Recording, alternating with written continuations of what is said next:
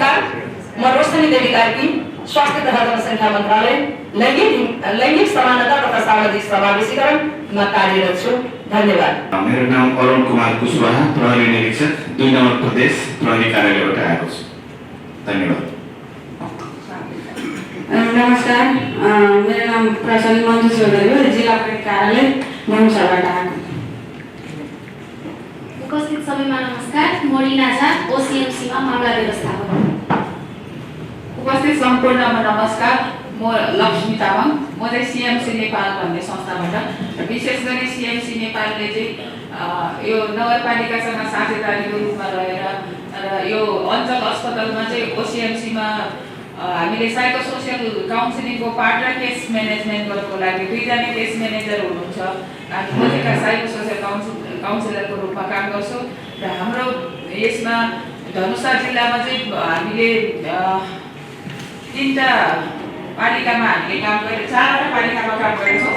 यो उपमहानगरपालिका, मिथिला, मलौगा र गौरको चाहिँ ओसिएमसीमा र ओसिएमसीको चाहिँ हामी विशेष गरी टेक्निकल सपोर्टमा रहेर काम गरेको छौँ र अरू चाहिँ कर्णाटक प्रदेशमा धेरै ओसिएमसीहरूमा चाहिँ काम गरिरहेको छ। हामीले चाहिँ बेला बेलामा चाहिँ यो टेक्निकल त्यो साइकोसोसियलको 6 महिने ट्रेनिङहरू पनि अहिले चाहिँ मन्त्रालयसँगै मिलेर काम गरेर ट्रेनिङ पनि चलाइरहेको छ। हस्, धन्यवाद। नमस्कार, मिथिल मिडिया काठमाडौँबाट पत्रिका। नमस्कार, म भोग कुमार मण्डल, मिथिल मिडियाबाट काठमाडौँबाट आएका छु।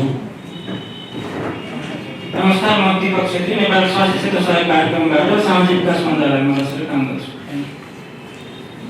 उपस्थित सम्पूर्ण नमस्कार, म दानबाट पण्डित, म पनि नेपाल स्वास्थ्य क्षेत्र सहयोग कार्यक्रम अन्तर्गत रहेर प्रदेश स्वास्थ्य निर्देशकमा बसेर काम गरिरहेको छु। उपस्थित सबैजनामा नमस्कार, म Upasana Kumari Tiwari, women empowerment mission जलेश्वरबाट। Thank you. नमस्कार सबैजनालाई, म रेणुकर्ण सिन्हाबाट मानव व्याकरण। नमस्कार, म शोभा बराल, म सिराको लाहानमा अवस्थित रहेको दलित जनकल्याण युवा क्लब छ। विगत भनौँ न 3 दशकदेखि नै महिला जातिकरण काम गरेको हुनाले चाहिँ त्यस संस्थाबाट अहिले मैले अभियन्ताको रूपमा काम गरेको छु। त्यसैले यहाँ सहभागी हुन आएको। सम्पूर्णमा नमस्कार, मेरो नाम सङ्गीता चौधरी, म सिरा जिल्लाबाट। म चाहिँ राष्ट्रिय महिला अधिकार मञ्चको केन्द्र सदस्य। सबैजनालाई नमस्कार, जितेन्द्र सिंह, इन्सिपमा धनुषा प्रतिनिधि भएर काम गर्छु। धन्यवाद। सबैमा नमस्कार, म विजय यादव, राष्ट्रिय अनुसन्धान जिल्ला कार्यालय धनुषा। नमस्कार, म धर्म अवतार गरेर जिल्ला मन्त्रीबाट जिल्ला सरकारी कार्यालय गर्छु।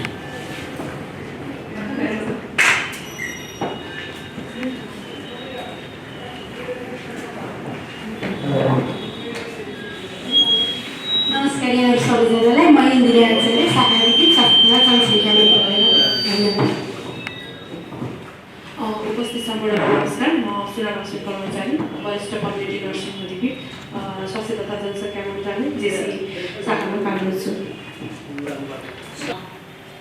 सबैमा धन्यवाद।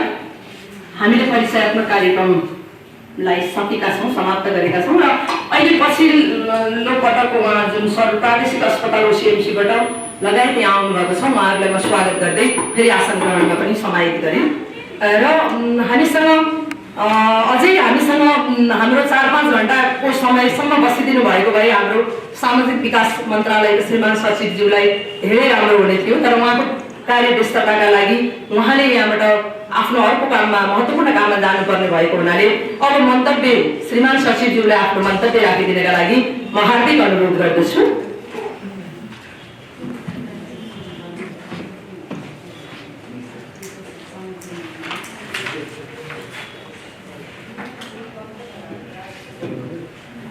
धन्यवाद उदय रोशनी म्याडम र यो ओसिएमसी बहुपक्षीय अन्तर्क्रिया कार्यक्रमका अध्यक्ष स्वास्थ्य मन्त्रालयका सहसचिव इन्द्रमय पोखरेलज्यू, त्यस्तै गरेर सामाजिक विकास मन्त्रालय स्वास्थ्य महाशाखा प्रमुख ज्यू, त्यस्तै गरी यो कार्यक्रममा विभिन्न क्षेत्रबाट उपस्थित हुनुभएका सम्पूर्ण सहभागी महानुभावहरू र यो वास्तवमा ओसिएमसी सम्बन्धी बहुपक्षीय अन्तर्क्रिया कार्यक्रम यहाँ चल्दैछ र अहिले हामी प्रदेश 2 मा चाहिँ यो ओसिएमसीको चाहिँ अवस्था कस्तो छ अलिकति चाहिँ हामीले वास्तवमा चाहिँ यसको चाहिँ समीक्षा पनि गर्नुपर्ने हुन्छ।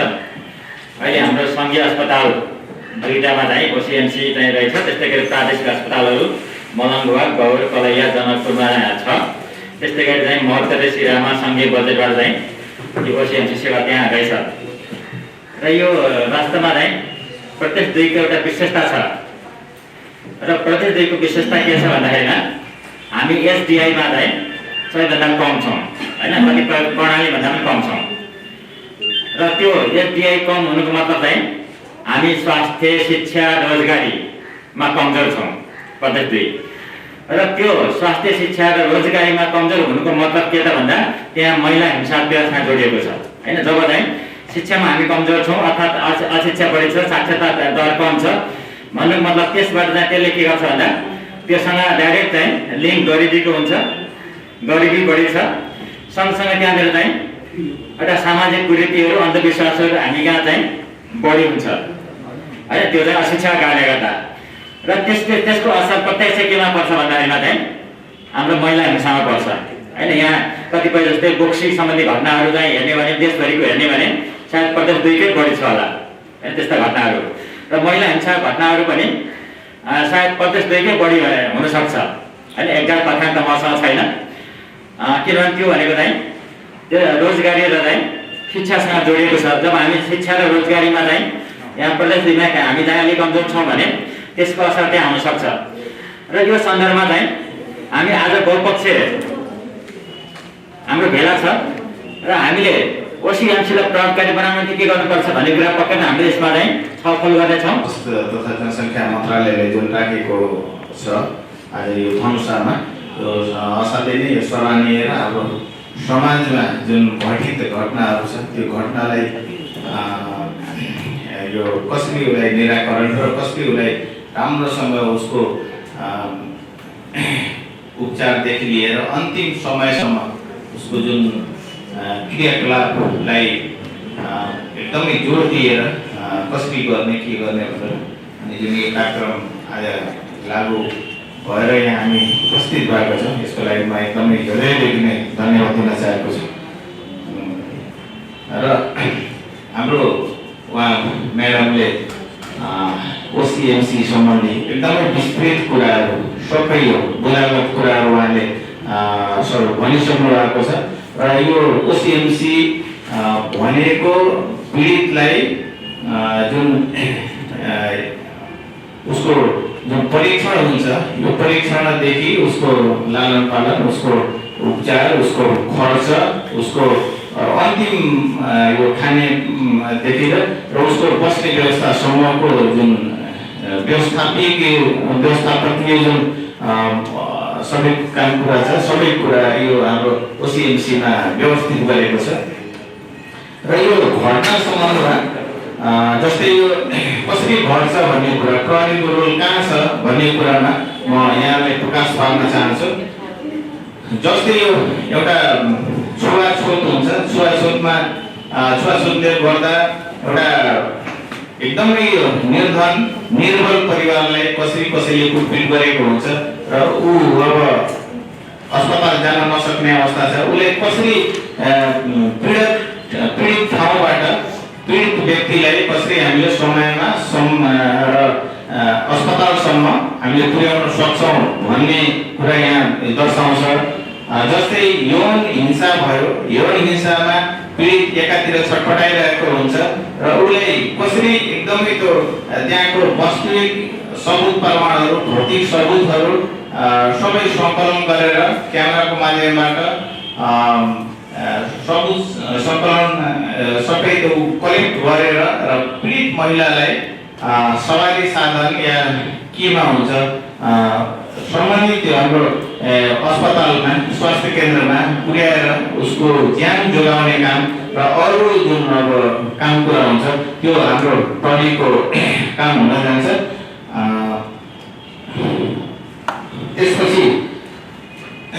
त्यसपछि हाम्रो यो विभिन्न किसिमका अन्य हिंसा जस्तै यो समाजमा जुन महिलाप्रति जुन हिंसा घटी अनि कसैले वास्ता नगरिकन हाम्रो समाज अलि के अरे धनवान र बलिया र जसको सबै कुरा छ उसले शासित गरेको छ। हाम्रो समाजमा महिला सम्बन्धी महिलाप्रति एकदमै जुन हाम्रो कानुनले अधिकार दिए पनि महिलालाई धेरै उपेक्षित तरिकामा राखेका छन् र महिला पनि अहिले एकदमै पीडित अवस्थामा रहनु भएको छ।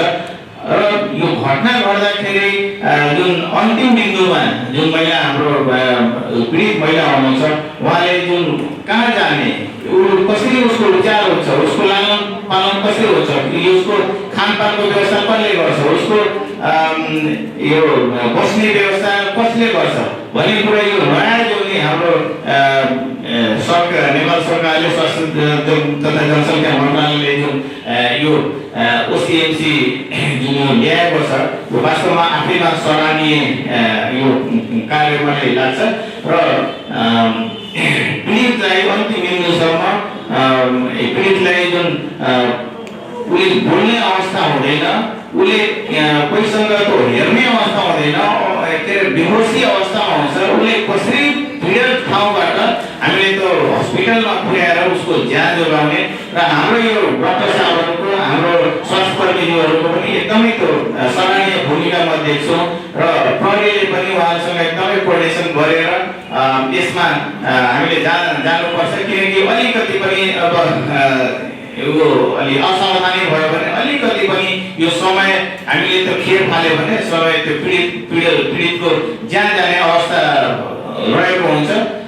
र त्यसकारण हामीले त्यो समयमा उहाँको पुर्याइदिन पाए, स्वास्थ्य केन्द्रमा पुर्याइदिन पाए, उसको सबै कुरा उसको परीक्षणदेखि लिएर हाम्रो म्याडमले पनि भन्नुभएको छ। जनकपुरमा त्यो अन्तर्क्रिया कार्यक्रम आयोजना गरिदिनु भएकोमा म स्वास्थ्य तथा जनसङ्ख्या मन्त्रालयलाई हृदयदेखि धन्यवाद दिन चाहन्छु। र 3टा प्रस्तुतिहरू भएका छन्। पहिलो प्रस्तुति मैले आंशिक सुन्न पाएँ, दोस्रो हाम्रो इन्सपेक्टर साहबको थियो र तेस्रो अहिले हाम्रो लक्ष्मी तामाङ म्याडमको थियो। र 3टा प्रस्तुति हेर्दा जनकपुरको प्रादेशिक अस्पतालमा जुन अहिले ओसिएमसी सेवा छ त्यो प्रभावकारी नै भएको मैले देखेको छु। र यसभन्दा अगाडि म केही बैठकहरूमा पनि सहभागी भएको सन्दर्भमा बैठकमा यी सबै कुरा थाहा पाउन पाइएको थिएन। आज यति डिटेलमा प्रस्तुति भयो, बैठकमा यति सबै कुराहरू छलफल हुँदैन, त्यो कारणले बैठकमा भन्दा आज धेरै कुराहरू जान्ने बुझ्ने अवसर मिल्यो। एउटा यो लक्ष्मी तामाङजीको प्रस्तुतिमा हामीले यसभन्दा अगाडि बैठकमा एकजना लिगल मान्छे पनि त्यहाँ राख्ने भन्ने खालको निर्णय गरेका थियौँ, त्यो चाहिँ कार्यान्वयन भएको रहेछ कि जस्तो लाग्यो। सानातिना जाहेरीहरू चाहिँ सबै सरकारी वकिल साहबकोमा अथवा वकिल साहबका गइरहनु पर्दैन, सानातिना जाहेरीहरू लेख्न सक्ने खालको एउटा कुनै भोलिन्टियर टाइपको चाहिँ वकिललाई पनि त्यहाँ राख्नुपर्छ भन्ने खालको कुरा भएको थियो, त्यो कार्यान्वयन भयो जस्तो लागेन मलाई। त्यो अबको बैठकमा छलफल गरौँला। र अरू सरसर्ती हेर्दा जस्तो हाम्रो यसको नाम छ वान स्टप, रियलमै वान स्टप भएको छ कि छैन भन्ने कुरा महत्त्वपूर्ण हुन्छ। मैले अहिलेसम्म रियलमै वान स्टप भएको चाहिँ अलिक कम भएको पाएको छु। पहिला अस्पतालमा जाने उपचार गराउने, त्यसपछि फेरि प्रहरीकोमा जाने, त्यसपछि वकिलकोमा जाने, त्यसपछि अदालतमा जाने, उही आफै नै पीडित नै सबैतिर जानुपर्ने अवस्था चाहिँ अन्त्य भएको छैन। यो ओसिएमसीले चाहिँ त्यो प्रक्रियालाई अलिकति वान स्टपमै टुङ्ग्याउने भन्ने खालको हो, तर व्यवहारमा ठ्याक्कै वान स्टप चाहिँ भएको छैन भन्ने मेरो बुझाइरहेको छ। र अर्को अब केन्द्रमा एउटा पुनर्स्थापना केन्द्र सरकारी स्तरबाट एउटा छ।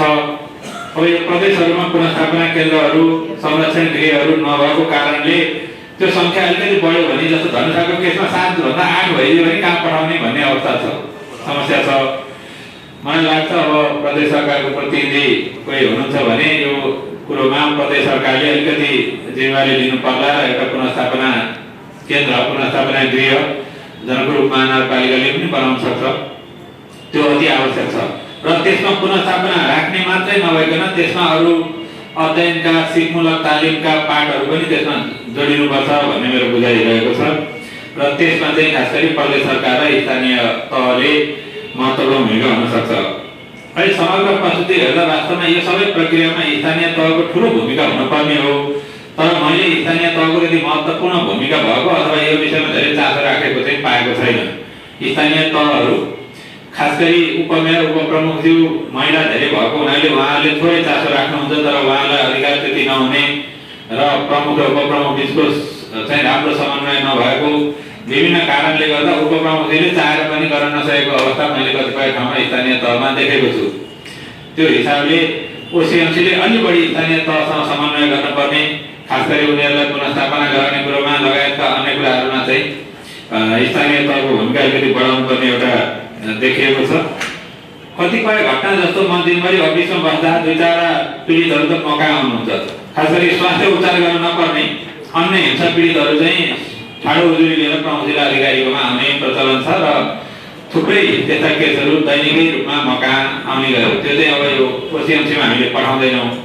अब अन्य हिसाबले कसैलाई घरबाट निकालेको, कसैले शौचालय कुटेको, कसैको चाहिँ अब चाहिँ विभिन्न खालका घटनाहरू लिएर हामीकोमा आउने प्रचलन पनि छ। त्यो सङ्ख्या यसमा गएको छैन। ठाडो उजुरीको प्रचलन हुन्छ र त्यस्तो थुप्रै सङ्ख्या चाहिँ हिंसा पीडितहरू त्यसरी प्रमुख जिल्ला अधिकारीकोमा सिधै प्रहरीकोमा त्यो पनि छँदैछ। त्यो सङ्ख्या यसमा आएको छैन जस्तो मलाई लाग्छ। मूल रूपमा मैले अहिले छोटो अब्जर्भेसनमा देखेको कुरा यति नै हो। अरू खास गरी यहाँको अस्पतालको मैले बुझेको हिसाबले यहाँको ओसिएमसी प्रभावकारी नै भएको पाइयो र प्रदेश सरकारले यसको लागि स्रोत साधन पनि राम्रै दिएको छ। हामीले यसभन्दा अगाडिको बैठकमा त्यो बजेट विषयमा छलफल गरेका थियौँ। प्रदेश सरकारले यसमा दिल फुकाएर बजेट कार्यक्रम पनि दिएको छ। अन्य संस्थाहरूको साझेदारी पनि राम्रो छ, समन्वय पनि राम्रै छ र मूल रूपमा चाहिँ हाम्रो ओसिएमसीको टिमले अलिकति प्रदेश सरकारसँग र स्थानीय सरकारसँग अलि बढी कोअर्डिनेसन गरेर उनीहरूलाई पुनर्स्थापना, सिपमूलक तालिम लगायतका कुराहरूमा चाहिँ भूमिका खेल्न आवश्यक छ भन्ने भनाइराख्दै यो कार्यक्रममा मलाई पनि आमन्त्रण गर्नुभएकोमा धन्यवाद दिँदै मेरो भूमिका पनि ओसिएमसीको साथीहरूले मलाई पनि झल्झकाइदिनु होला। अलिकति प्रमुख जिल्ला अधिकारी बढी व्यस्त हुने हुनाले एउटै विषयमा त्यो ध्यान दिन सक्दैन। यहाँले झल्झकाउनु भयो भने म जति बेला पनि यहाँहरूको सहयोगको लागि उपलब्ध छु भन्ने भनाइराख्दै मेरो सानो भनाइ यहीँ टुङ्ग्याउँछु र म अलिकति अर्को कार्यक्रम पनि भएकोले ढिलो आएर छिटो जानुपर्ने अवस्था भयो। यसको लागि म क्षमा प्रार्थी छु। धन्यवाद। हस् त, धेरै धेरै धन्यवाद प्रमुख जिल्लाधिकारीज्यूलाई। वास्तवमा यहाँ मलाई एउटा जानकारीमा भएको कुरो सुनाउने मन लाग्यो। अघि पनि यहाँ प्रेजेन्टेसन गर्दै गर्दा हाम्रो लक्ष्मी तामाङज्यूले यो प्रदेशमा चाहिँ पुनर्स्थापना केन्द्रको अभाव, यसमा चाहिँ केही पनि गरेको छैन कि भन्ने कुरालाई मैले एकदमै नजिकबाट म विगतमा महिला बाल बालिका तथा ज्येष्ठ नागरिक मन्त्रालयमा भइरहँदाखेरिको कुरो म यहाँलाई राख्छु। 75-76 सालमा मात्रै यो 7वटै प्रदेशमा चाहिँ एकीकृत सेवा सहितको पुनर्स्थापना, दीर्घकालीन पुनर्स्थापना खोलिनुपर्छ भनेर लैङ्गिक हिंसा निवारण कोष सञ्चालन नियमले 2076ले बोलेको छ। त्यसमा बोलेको मात्रै नभएर त्यहाँ चाहिँ नेपाल सरकारले नै अझ भनौँ महिला बाल बालिका तथा ज्येष्ठ नागरिक मन्त्रालयले 60 लाख रुपियाँ र पछिल्लो पटक 20 लाख गरेर 80 लाख रुपियाँ चाहिँ प्रत्येक 5वटा प्रदेशलाई त्यही विषयको लागि भनेर पठाइएको पनि छ। तर आजसम्म पनि प्रदेश नम्बर 1 मा चाहिँ विगतकै बेलामा 75 सालमै महिला बाल बालिका तथा ज्येष्ठ नागरिक मन्त्रालय र युएसएमएसी मिलेर एउटा दीर्घकालीन पुनर्स्थापना केन्द्र सञ्चालनमा भवनै सहित र भित्रका विभिन्न सामानहरू सहित यहाँ हस्तान्तरण गरेका थियौँ हामीले।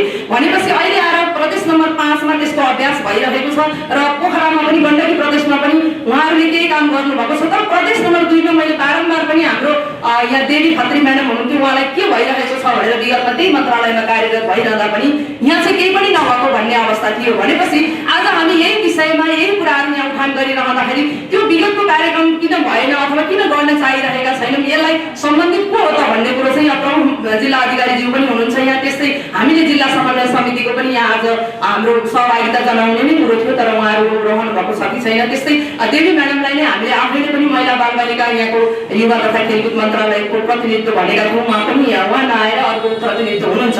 भनेपछि यी विषयहरूलाई चाहिँ प्राथमिकतामा राखेर केही बजेट त हामीले ट्रान्सफर गरिरहँदा पनि यो विषयहरू किन भइरहेका छैनन् त, आखिर जरुरी त छ नि भन्ने कुरा आयो भने हामीले के गरिरहेका छौँ त भन्ने। म चाहिँ थोरै हतारमा भएको कारणले गर्दाखेरि म क्षमा चाहँदै माग्दै म केही 2 शब्द चाहिँ यहाँ राख्न चाहन्छु। धेरै जसो कुरो चाहिँ आइसकेको छ, खासै चाहिँ जो मैले राख्नुपर्ने कुरा मैले देखिनँ। तर यो क्षेत्रमा यो ओसिएमसीको डेभलपमेन्टको लागि प्रोग्रेसको लागि र चाहिँ नि यो क्षेत्रमा पछाडि पर्नु भएका जो महिला छ अथवा जेन्डर बेस्ड भायोलेन्सका कुराहरू छन् यी सब कुरामा म व्यक्तिगत तर्फबाट र निर्देशनालयको तर्फबाट गर्नुपर्ने सम्पूर्ण कामको लागि अथवा मलाई जो दायित्व दिइन्छ अथवा जो छ त्यसलाई चाहिँ पुरा गर्नेछु म त्यसको प्रतिबद्धता म चाहिँ व्यक्त गर्न चाहन्छु। सबभन्दा पहिले यो चाहिँ अहिलेसम्म मलाई लागेको धेरै लामो समय भयो यस यो जेसीको क्षेत्रमा अथवा चाहिँ यो फेमिनिजम अथवा चाहिँ यो नारीवादी आन्दोलन नारी स्वतन्त्रता लगायत चाहिँ यी सब कुराहरूमा म सम्झिन्छु आइसिपिटी कति 94 मा चाहिँ नि यो कायरोको सम्मेलन जहाँबाट प्रजनन स्वास्थ्यको चाहिँ प्रादुर्भाव भयो र 95 मा हो जहाँसम्म मलाई याद छ बेजिङ सम्मेलन हैन र त्यसपछि चाहिँ नि यो क्षेत्रमा जेन्डर बेस्ड भायोलेन्सको क्षेत्रमा चाहिँ नि निकै ठुलो फड्को चाहिँ नेपालले पनि लिएको हो र चाहिँ हामी सबै यस क्षेत्रमा चाहिँ लाग्यौँ। यो रेस्टोरेसनको लागि महिलाको चाहिँ अधिकारको लागि अथवा महिला बालबालिका र जो पछाडि परेको वर्ग छ त्यसको अधिकारको लागि र राज्यले प्रदान गर्नुपर्ने सेवाहरू न्यायोचित ढङ्गले प्रदान गर्नको लागि राज्य जिम्मेवार छ र उहाँहरूले पाउनुपर्छ उहाँहरूको अधिकार हो र यो डिमान्ड र सप्लाई साइड यो दुईटैको चाहिँ ब्यालेन्स मिलाएर लानुपर्छ र मान्छेको जीवनलाई चाहिँ एउटा डिग्निफाइड रूपमा अगाडि बढाउनुपर्छ सन्तुलन कायम गर्नुपर्छ। यो मानव सभ्यताको सबैभन्दा सर्वोपरि चिनारी भनौँ न त्यो चाहिँ हो तर कहीँ कतै कदाचित कुनै कारणले यसमा चाहिँ भाइलेसन भइरहेको चाहिँ होइन यसको इन्स्योरेन्स नहुने अवस्था देखिएको कारणले विभिन्न चाहिँ कानुनहरू पनि देशमा बनेको छ र त्यसको चाहिँ पालना गर्ने र गराउने जिम्मेवार निकायहरू चाहिँ हामी नै हौँ। त्यसकारणले गर्दाखेरि त्यस्तो भाइलेसन हुनु हुँदैन गर्नु हुँदैन भन्ने विषयको कम्युनिटी लेभलमा अलिकति अहिले त हामीसँग तीन तहको सरकार पनि छ स्थानीय सरकारहरू पनि चाहिँ छन्। त्यसकारणले हरेक लेभलको सरकारमा यसको लागि यसको प्रमोसनको लागि यो राइटको लागि जो भाइसलेस छन् जसको चाहिँ आवाज पछाडि परेको छ जो पछाडि परेको छन् त्यसलाई अगाडि ल्याउनको लागि विभिन्न किसिमको कार्यक्रमहरू चाहिँ जो स्थानीय तहमा पनि छ त्यसलाई चाहिँ मलाई लाग्छ चाहिँ त्यसलाई अझ अलिकति चाहिँ जो प्रभावकारी बनाउनुपर्छ कोअर्डिनेसनलाई चाहिँ पढाउनुपर्छ सकभर अहिले त अब यो मैले 1994 को कुरा गरेँ आइसिपिडीको 25 वर्ष केन्या सम्मेलनमा चाहिँ केन्यामा आएर 25 वर्ष पुरा भयो र त्यसमा पनि हाम्रो मन्त्रालयबाट तत्कालीन माननीय मन्त्रीज्यू गएर चाहिँ सिग्नेचर साइन गरेर चाहिँ आउनु भएको छ र मलाई याद छ केन्या सम्मेलनमा पनि चाहिँ हामीले तीनवटा कुरा चाहिँ जिरो गर्ने भनेर भनेका छौँ के भन्दाखेरि जेन्डर बेस्ड भायोलेन्सलाई चाहिँ जिरो गर्छौँ मैटरनल मोर्टालिटी रेटलाई चाहिँ जेरो गर्छौँ र चाहिँ फ्यामिली प्लानिङको जो निड छ त्यो अनमेट निड त्यसलाई पनि जेरो गर्छौँ। यो तीनवटा चिजलाई जिरोमा शून्यमा पुर्याउँछु भन्ने कुरो इन्टरनेसनल कमिटमेन्ट छ नेसनल कमिटमेन्ट पनि रहेको छ र तपाईँ हामी सबैको कमिटमेन्ट हो। त्यसैले कमिटमेन्ट अनुसारको कार्यक्रमहरू पनि अगाडि बढेको छ तथापि यत्रो धेरै कार्यक्रम हुँदा हुँदै पनि भाइलेन्सको घटनाहरू जति चाहिँ मात्रामा हामीले एक्सपेक्ट गरेका छौँ त्यो अनुसार चाहिँ कम हुन नसकेको हामी सामु चाहिँ डेटाहरूले चाहिँ भनिरहेको अवस्था छ। त्यसैले अझै यसमा प्रभावकारी किसिमले कामहरू चाहिँ गर्न बाँकी नै छ। सर्टमा एनसिएसी के अरे यो ओसिएमसीले जनकपुर प्रादेशिक अस्पतालमा राम्रो काम गरेको मलाई थाहा छ र 8वटै चाहिँ जिल्लामा ओसिएमसी रहेको पनि मलाई जानकारीमा छ र उनीहरूले they are doing very well जहाँसम्म मलाई लाग्छ सन्तोष लिने ठाउँ चाहिँ रहेको छ। तथापि थुप्रै काम अझै छ जो चाहिँ गर्न बाँकी छ। कम्युनिटीसँग जोड्ने प्रयासहरू भइरहेको छ ओसिएमसीलाई त्यो सुखद पक्ष हो। लाइभलीहुडको क्षेत्रमा चाहिँ काम भइरहेको छ रिहेबिलिटेसनको प्रोसेसलाई चाहिँ स्पिडअप गर्ने काम गियर अप गर्ने कामहरू चाहिँ भइरहेको छ। यो सुन्न पाउँदा राम्रो लागेको छ मलाई चाहिँ र यसलाई चाहिँ प्रमोट चाहिँ गर्नुपर्छ। यसमा चाहिँ यो भनौँ न साइको सोसल काउन्सिलिङको पार्टहरू अनि लेगल भनौँ न कन्सल्टेसनका कुराहरू पनि चाहिँ अगाडि बढेको छ र यसमा सबै क्षेत्रको सहयोग रहेको छ। यो त्यसकारणले गर्दाखेरि यसको अप्रोच यसको स्ट्राटेजी धेरै राम्रो छ र यसलाई चाहिँ अगाडि बढाउनु पर्छ र हामीले हाम्रो तर्फबाट गर्नुपर्ने जति पनि सेवाहरू छन् त्यो गर्नलाई हामी तयार हुनुपर्छ। तर म फेरि पनि के भन्छु भन्दाखेरि मलाई अचम्म लाग्छ हाम्रो चाहिँ यो पूर्वीय सभ्यतामा यो बडा गजब छ। कहिलेकाहीँ मलाई अचम्म लाग्छ, म भन्ने पनि गरेको छु, यो हाम्रो धर्मशास्त्रहरूले यो रमन के अरे जत्र नारी पूजन्ते रमन्ते तत्र देवता हुन्छ हैन, जहाँ नारीको पूजा हुन्छ त्यहाँ देवता पनि रमाउँछन् भनेर भन्छ। फेरि त्यही चाहिँ एक ठाउँमा के लेखिन्छ भन्दाखेरि ढोल गवार शूद्र पशु नारी ये सब है तारण के अधिकारी हैन।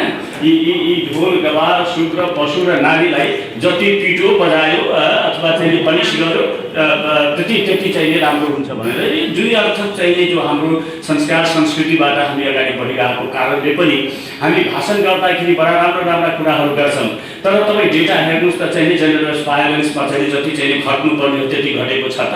त्यो हामीले सोचे अनुसार चाहिँ नगर्नुको कारण कहीँ न कहीँ चाहिँ हामी बडा यो चाहिँ बडा कन्फ्युजन पजलिङ स्टेटसमा चाहिँ हामी रहेका छौँ र यसलाई चाहिँ यो समाजलाई चाहिँ अलिकति अगाडि चाहिँ नेतृत्वदायी भूमिकामा चाहिँ हामी सबै चाहिँ अगाडि बढ्नुपर्छ भन्ने मैले मान्यता राख्दछु र चाहिँ सिङ्गल स्ट्यान्ड डबल स्ट्यान्डर्ड भन्दा पनि सिङ्गल स्ट्यान्डर्डमै बसेर काम गर्दिनको लागि इभेन म व्यक्तिगत तर्फबाट पनि र चाहिँ हामीले बोल्दाखेरि के गर्छौँ त हामी घरमा कस्तो छौँ, घरमा के गर्छौँ, हिंसा गर्छौँ, के गर्छौँ, गर्दैनौँ भन्ने कुराहरू चाहिँ यो आफ्नै चाहिँ घरबाट चाहिँ हामीले सुरुवात गऱ्यौँ र elimination of gender based violence from your own house, own building, own home चाहिँ त्यो गर्नु। एक व्यक्तिको घरबाट चाहिँ यो एलिमिनेसन चाहिँ गर्ने र त्यो एलिमिनेसन भनेको चाहिँ यो हृदयबाट हुने कुरा हो त्यो। त्यस कारणले गर्दाखेरि चाहिँ एलिमिनेसन यो जो भाइलेन्स छ यसलाई हामीले हाम्रै हृदयबाट चाहिँ कसरी चाहिँ यसलाई चाहिँ हटाउनुपर्छ भन्ने जबसम्म चाहिँ यो भित्रबाट चाहिँ भनौँ न from the core of the heart चाहिँ आउँदैन तबसम्म चाहिँ यो गर्न गाह्रो छ। त्यस कारणले गर्दाखेरि चाहिँ म चाहिँ हाम्रो समाजलाई अझ सभ्य बनाउन जरुरी छ, अझ चाहिँ यसलाई चाहिँ सन्तुलित बनाउन जरुरी छ र हाम्रो प्रदेश नम्बर 2 कै कुरा गर्ने हो भने त अझ यहाँको चाहिँ विकराल स्थिति छ। अब ह्युमन के भन्छ लिटरेसीको वुमेन लिटरेसीको कुरा गर्ने हो भने यदि म ठिक छैन भने मलाई करेक्सन गर्नु होला, अदरवाइज मैले बुझेको के हो भन्दाखेरि 3 जनामा 1 जना महिला लिटरेट हुनुहुन्छ। एकदमै खुसी लागेको छ किनभने हामीले काम गरेकै विषयहरूमा प्रस्तुतिकरण भयो र हामी कहाँ छौँ भनेर हामीले पनि एनालाइसिस गर्ने मौका पाछौँ। एउटा त सर्वप्रथम म के भन्न चाहन्छु भने यहाँ चाहिँ पहिलो प्रस्तुतिकरणमा चाहिँ मिडियाको कुरा पनि आथ्यो कि हामी प्रचार पनि एकदमै धेरै मात्रामा हामी गरिरहेछौँ र मलाई लाग्छ त्यो भइरहेको छैन। 2 नम्बर प्रदेशको सन्दर्भमा भन्ने हो भने प्रदेश नम्बर 2 को सन्दर्भमा भन्ने हो भने ओसिएनसी रिलेटेड सूचनाहरू त्यतिको मैले पाएन किनभने म एउटा संस्थासँग पनि आबद्ध छु र मेरो ब्याकग्राउन्ड पत्रकारिता पनि हो। हाम्रो संस्थाकै एउटा कम्युनिटी रेडियो सञ्चालन छ, हामी आफै सूचनाहरू बनाएर बजाइरहेछौँ तर हामीले कुनै सरकारी निकायबाट ओसिएनसी सम्बन्धमा सूचनाहरू पाएको छैनौँ। पहल गर्दा पनि स्थानीय निकायसँग पहल गऱ्यौँ हामीले विगतै 2020मा चाहिँ जनकपुरकै ओसिएनसीमा गएर यस्तो सूचनाहरू बजाउनु भयो भने कम्युनिटी। म सञ्जय पासवानको तर्फबाट यहाँलाई हार्दिक नमस्कार। अब सर चाहिँ इन्सपेक्टर हतारमा हुनुहुन्छ, उहाँलाई म के रिक्वेस्ट गर्न खोजेँ भने अब एउटा के भन्न खोजेँ भने अहिले पुलिस स्टेसनहरू पनि अपाङ मैत्री छैनन् कि अब कोही व्हिलचेयर गर्दा अब कुनै उजुरी लिएर गयो भने त्यो उजुरी कसरी त्यहाँ पुग्छ, अब अपाङ्ग भएको व्यक्तिहरूले अब कुनै सेवा सुविधा लिन गयो भने त्यहाँसम्म पुग्ने जुन एक्सेसिबल इन्फ्रास्ट्रक्चरको कुरोहरू अपाङ मैत्री संरचनाको कुरोहरू अब खासमा पुलिस चौकीहरू पनि डिजिटल फ्रेन्डली नभएको अवस्थाहरू छ। त्यसमा म इन्सपेक्टर साहबको ध्यान जाओस् भन्न खोजेँ, यति मेरो उहाँसँग सम्बन्धित रहेन र म थोरै अझ केही कुरो राख्न चाहेँ। अहिले पनि हाम्रो यो hospital based one stop crisis management सेन्टरसँग सम्बन्धित रहेर हामी बाइलेटरल मिटिङमा छौँ अहिले यो डिस्कसनका केही अब यो पार्टिसिपेन्टबाट एक्सपेक्टेसन कलेक्सन अन्तर्गत छौँ। यो राष्ट्रिय पार्टी महासङ्घ प्रदेश 2 ले पक्कै पनि अब विभिन्न सिभिल सोसाइटी अर्गनाइजेसनहरूसँग जस्तो सिएमसी नेपाल ओएकहरूसँग हामी हात मान्नु गरेर प्रदेश 2मा कामहरू गर्दैछौँ र अघिको पनि यो म्याडमहरूको प्रेजेन्टेसनबाट एउटा ओभरअल कन्क्लुजन के आयो भने अब ओसिएमसीको एप्रोच कसरी छ भन्ने कुरो, जस्तो पहिला त ट्रिटमेन्टको कुरोहरू, त्यस पछाडि साइको सोसल काउन्सिलिङका कुरोहरू, त्यस पछाडि लेभल एडभाइस एन्ड सपोर्टका कुरोहरू, सेफ सेन्टरका कुरोहरू, त्यस पछाडि तपाईँको सेफ्टीका कुरोहरू र अन्तिममा तपाईँको रिहेबिलिटेसनको कुरोहरू गइरहेको छ, पुनर्स्थापनाको कुरोहरू। हुन त अघिको पनि अब आदरणीय सरहरूको लेभलबाट पनि आइसकेका छ। प्रदेश 2मा रिहेबिलिटेसन सेन्टरहरू खासै यहाँ छैन होइन। यो फिजिकल डिजाबिलिटीलाई एड्रेस गर्ने हिसाबले प्रेरणा सरलाई भन्ने संस्थाले चाहिँ रिहाबका केही कामहरू गर्दैछन्। तर ओभरअल रिहाबका कुरोहरू र खासमा यो जेन्डर बेस्ड भाइलेन्सलाई टार्गेट गरी जेन्डर बेस्ड भाइलेन्समा परेका पीडितहरूलाई त्यो बिचमा राखेर त्यस्तो रिहाबहरू नभएको छ। त्यसमा पनि अब प्रदेश 2 सरकार लगायत अन्य स्टेक होल्डरहरूको ध्यान जाओस् भन्न खोजे र केहीमा थोरै केही डेटा म यहाँलाई सेयर गर्न खोजेँ। जस्तो नेपाल डेमोग्राफिक हेल्थ सर्वे 2011 को एउटा रिपोर्टमा आउँदाखेरि पढ्न पाएको थियो। सामान्य त्यहाँ के लेखेको थियो भने 15 देखि 49 वर्षका महिलाहरूको 3 वटा महिलामा एउटा महिला चाहिँ पार्टनरबाटै त्यो जेन्डर बेस्ड भाइलेन्समा सफरिङ भइरहेको अवस्था छ र त्यसमा तपाईँको 40% फिजिकल एसेल्टका कुरोहरू आइरहेको कुरोहरू त्यो फाइनेन्सले देखाएको छ भने तपाईँको 3 महिलामा 2 वटा महिला चाहिँ पीडित छन्। तर उसले त्यो सेवा सुविधा कसरी पाउने त्यो ठेगान नभइसके पछाडि कसैलाई नभन्ने कि त्यो चाहिँ अब आफैमा सीमित राख्ने कुरो छ भने अलमोस्ट 12% महिलाहरू चाहिँ आफ्नो जीवनकालमा चाहिँ सेक्सुअल एक्सप्लोइटेसनबाट गुज्रिरहेको त्यो हजुरको सर्वेले देखाएको छ। र म यहाँलाई के रिक्वेस्ट गर्न खोजेँ भने यो अघि पनि अब विजय सर लगायत हाम्रो म्याडमको प्रेजेन्टेसनबाट प्रदेश 2 ह्युमन डेभलपमेन्ट इन्डेक्स भन्छ मानव विकास सूचाङ्क, त्यसमा प्रदेश 2 एकदम लस्ट पोजिसनमा रहेको छ। र यसमा खास गरी यो जेन्डर बेस्ड भाइलेन्स कहाँ हुन्छन् त्यस्ता टार्गेट कम्युनिटीहरू चाहिँ हामीले पहिला फाइन्ड आउट गर्नु पर्यो। कस्ता कस्ता समुदायमा यो जेन्डर बेस्ड भाइलेन्सहरू अलिक बढी भइरहेको छ, प्र्याक्टिसले देखाइरहेको छ र हुन सक्ने कम्युनिटीहरू यो छ। र हामीले अब काम गर्दाखेरि प्रदेश 2मा खास गरी दलित समुदायका त्यस पछाडि अपाङ्गताका महिलाहरूलाई अलिक बढी रिस्कमा आउनेहरू छन्। त्यस्ता कम्युनिटीहरूमा हामीले अलिक बढी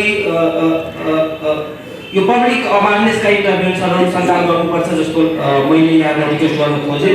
अब जनचेतनाका विभिन्न कार्यक्रमहरू, तालिम लगायत यो ड्रामाहरू, त्यस लगायत अब त्यही समुदायमै गएर यो अब बालविवाहबाट हुने बेफाइदाहरू, त्यस पछाडि अन्य यो जेन्डर बेस्डका कुरोहरू, जेसीका कुरोहरू थोरै त्यहाँ अब सञ्चालन गर्नुपर्ने देखिरहेको म यहाँलाई रिक्वेस्ट गरेँ। अघि पनि यो लक्ष्मीको प्रेजेन्टेसनबाट के देख्यो भने 2077-78मा जुन 75-76-77 भन्दा 2077-78मा यो जीडीपीका घटनाहरू चाहिँ अलिक बढी रिपोर्टिङहरू आइरहेको छ।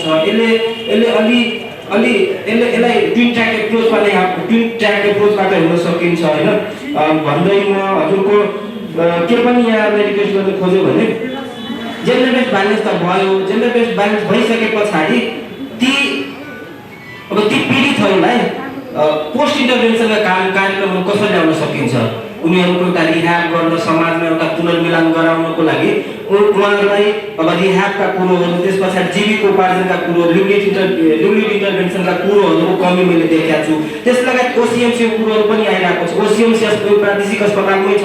अब प्रादेशिक अस्पतालमा त्यहाँ एक्सेसिबल इन्फ्रास्ट्रक्चर छैन। यो जनकपुर प्रादेशिक अस्पतालमै कोही व्हिल चेयरकर्ता वा बहिरा साथी त्यहाँ गयो भने बहिरा साथीले कसरी ओसिएमसीको सेवा लिन सक्छ त?